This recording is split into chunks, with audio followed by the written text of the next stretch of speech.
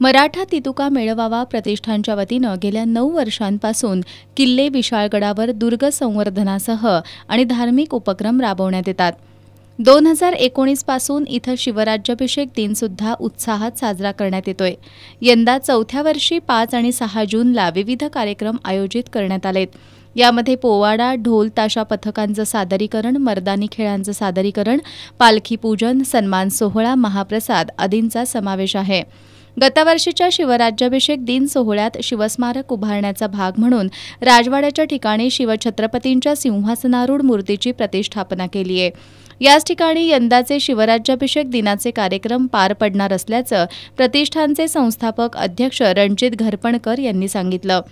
या सोहळ्यात कोल्हापूर जिल्ह्यातील शिवभक्तांनी मोठ्या संख्येनं उपस्थित राहावं असं आवाहन सोहळा संयोजन समितीचे अध्यक्ष योगेश केरकर यांनी केलंय। पत्रकार बैठकीला प्रतिष्ठानचे उपाध्यक्ष विनायक करंबे, सचिव अनिल चिले, ऋषिकेश देसाई, अमर पाटील, विनायक मांजरेकर, अनिश पोद्दार, अनिरुद्ध घाटगे आदी उपस्थित होते।